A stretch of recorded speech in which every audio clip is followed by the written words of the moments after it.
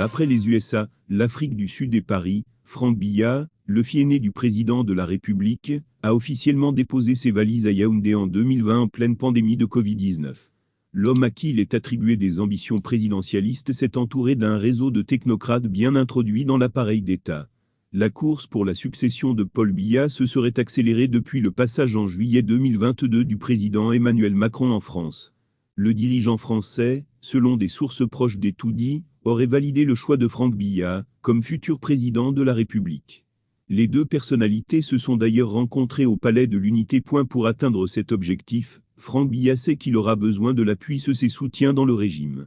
Selon le magazine Jeune Afrique, il peut compter sur les membres de sa famille, qu'il a pris le temps de bien positionner au sein du sérail. S'il s'est toujours tenu loin des projecteurs, Franck Biya n'a pas hésité à user de son influence auprès de son père pour promouvoir des membres de sa famille maternelle.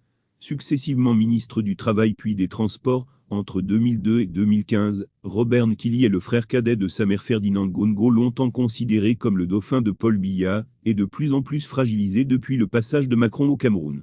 Les hautes instructions du chef de l'État qu'il distribuait à tour de bras ont drastiquement diminué. Désormais, monsieur le vice-président lutte pour sauver sa peau.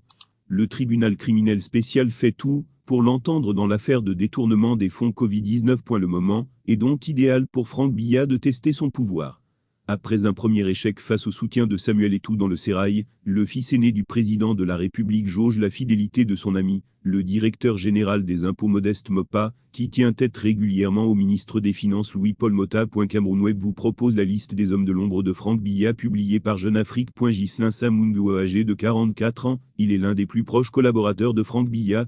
Diplômé d'économie de l'université Yaoundé 2, Ghislain Samungo a pris en février 2019 la tête du conseil d'administration de Boissons Vins et Spiritueux, BVS, une agro-industrie lancée par Guillaume Sarra et son épouse Virginie Palu-Sarra, cette dernière étant par ailleurs la nièce de l'industriel français Pierre Caste. Basé à Douala, l'entreprise est dirigée par l'Ivoirien Stéphane Soumaoro, fils de l'ex-président ivoirien Robert Gueye. Christian Matagaï est le fils de Philippe Madaga, un ancien ambassadeur et ex-directeur du cabinet civil de Paul Biya, dont il fut également le ministre du Travail et des Affaires étrangères. Les deux hommes sont si proches que celui-ci accepta d'être le parrain de baptême de Christian. Franck Biya considère ce diplômé en finance de l'université Paris 1 Panthéon-Sorbonne comme son propre frère.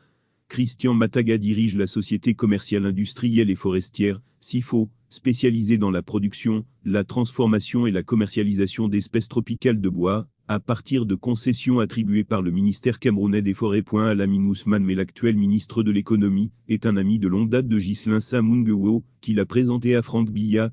Cet ingénieur formé à l'Université technique de Rhénanie du Nord-Westphalie, à Aix-la-Chapelle, en Allemagne, était alors directeur général d'Afriland First Bank, la deuxième banque du pays, avant d'être propulsé par Paul Biya à la tête du ministère des Finances, sur recommandation de Franck. À la faveur du dernier remaniement, mais est passé du portefeuille des Finances à celui de l'économie, permutant avec Louis-Paul Mota. Après les USA, l'Afrique du Sud et Paris, Franck Biya, le fils aîné du président de la République, a officiellement déposé ses valises à Yaoundé en 2020 en pleine pandémie de Covid-19.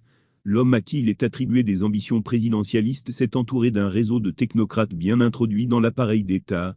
La course pour la succession de Paul Biya se serait accélérée depuis le passage en juillet 2022 du président Emmanuel Macron en France. Le dirigeant français, selon des sources proches des tout-dits, aurait validé le choix de Franck Biya comme futur président de la République.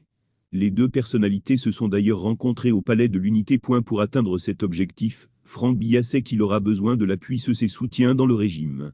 Selon le magazine Jeune Afrique, il peut compter sur les membres de sa famille, qu'il a pris le temps de bien positionner au sein du